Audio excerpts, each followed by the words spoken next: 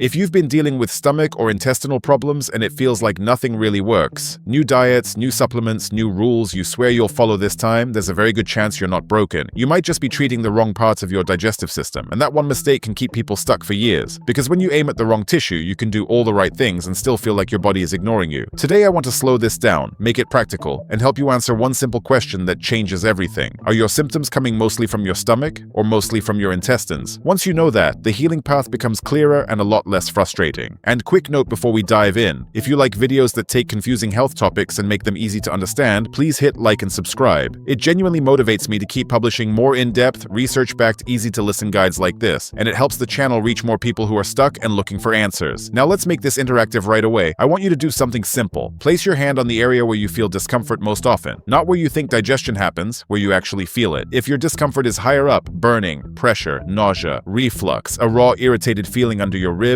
or right in the upper center of your belly, that usually points toward the stomach. If your discomfort is lower, bloating, gas, cramping, stool changes, urgency, constipation, diarrhea, that usually points toward the intestines. That distinction alone clears up more confusion than most people realize, because a huge number of people spend years treating the intestines when the stomach is the real issue, or treating the stomach when the intestines are the real issue. And here's why it matters. The stomach and intestines are not just two sections of one tube. They're different tissues, built for different jobs, with different vulnerabilities, and they often need different kinds of support. Think of the stomach as a chemical blender. Its main job is to break things down, especially protein, using acid and enzymes. That acid is powerful enough to damage living tissue. So the stomach survives by maintaining a strong protective system, a thick mucus barrier, good blood flow, and healthy nerve signaling that keeps everything coordinated. When that lining gets irritated, often from alcohol, coffee, spicy foods, chronic stress, certain pain medications like NSAIDs, infections like H. pylori, or even just long periods of irregular eating, the nerves in the area can become hypersensitive. That's why symptoms can feel intense even when a test looks normal. It's not always just too much acid. It can be irritated tissue plus sensitive nerves, which creates burning, tightness, nausea, and reflux-like sensations that don't always respond to the usual tricks. In fact, sometimes what people call acid reflux is less about acid being too strong and more about the upper digestive tract being too irritated and reactive. The tissue is raw, the nerves are loud, and everything feels amplified. That's also why people can feel symptoms from things that aren't acidic at all, like plain water, bland foods, or even stress on an empty stomach. The system isn't calm. Now the intestines are different. They're not a blender, they're more like a living filter and a security checkpoint. Their job is absorption, immune regulation, and interaction with bacteria. The intestinal lining renews itself constantly, and it needs the right fuel to stay strong. It's also where fermentation happens, where certain carbs feed gut bacteria, which can produce gas and pressure if the balance is off or if motility is sluggish. When the intestines are irritated, the signals are different. Bloating after meals, gas, cramping, food sensitivities, pressure, urgency, constipation, diarrhea, and stool changes. That's not the stomach burning. Those are the intestines struggling with barrier function, fermentation, motility, and immune irritation. So here's the big idea. If you treat everything like it's the same problem, you'll keep cycling through plans that never fully land. And this is where one very common supplement mistake shows up. There's a popular supplement that gets recommended for gut issues all the time, and it can genuinely help, but mainly for intestinal type problems. That supplement is glutamine. Glutamine is an amino acid that many intestinal lining cells use as a fuel source, especially in the small intestine.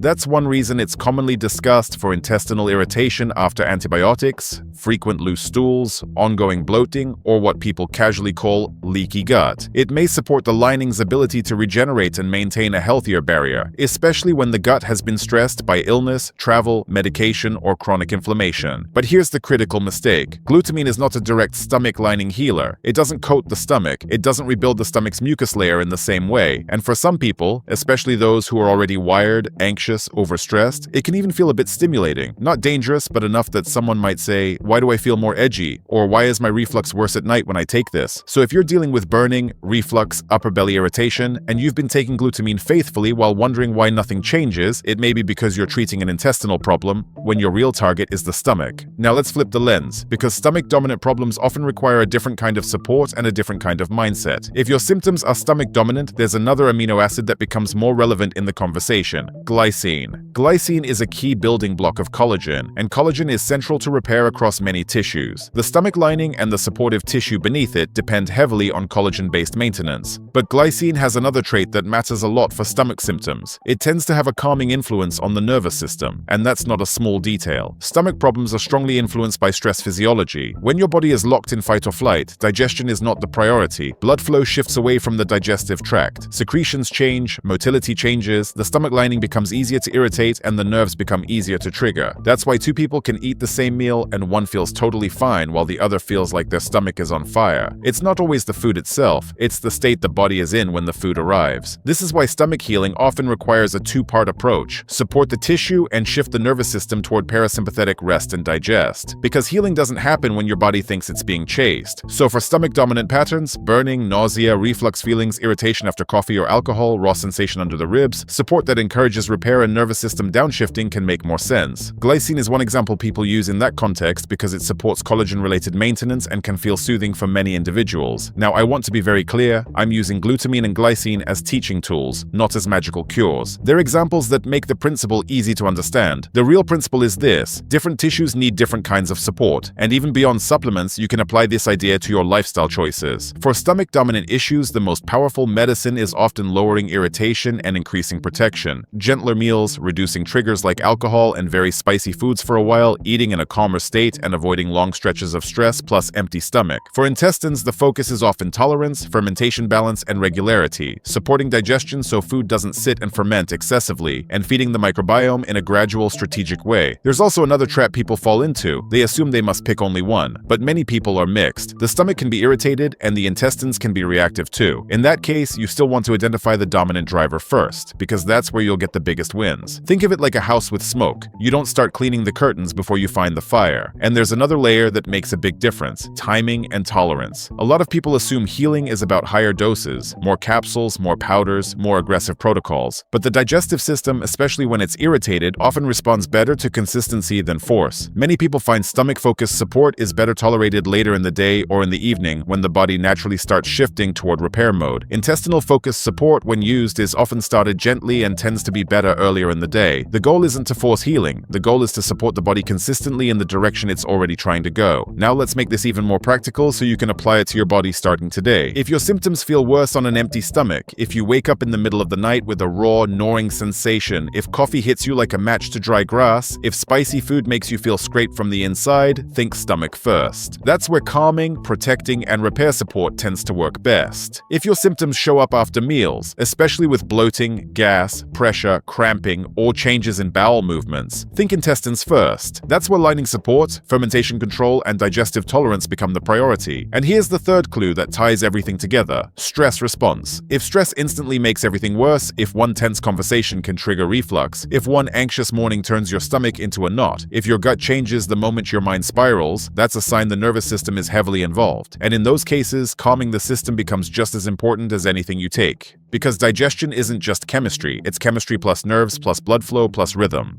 So what's the takeaway? Stomach problems and intestinal problems are not the same, and they shouldn't be treated the same. Most people don't need more supplements. They need better targeting, better timing, and better understanding. They need to stop guessing and start asking, where is the irritation actually happening? And one more important note: if you have severe symptoms, persistent vomiting, black stools, unexplained weight loss, difficulty swallowing, anemia, fever, or symptoms that are escalating, please don't self-experiment your way through that. Those are reasons to get checked by a qualified clinician. The goal here is to make you clearer and more strategic, not to replace medical care. But for the majority of people dealing with chronic, stubborn digestive discomfort, this mindset shift changes the game. You're not broken. You're not failing. You may simply be aiming at the wrong target. And once you understand whether your symptoms are stomach dominant or intestine dominant, healing becomes simpler, calmer, and far less frustrating. Because now you can finally give your body the kind of support it's actually asking for. If this helped you, share it with someone who's stuck in the nothing works loop, and leave a comment with what your symptoms feel like, upper, lower, or both, so you can start getting clearer about your own pattern.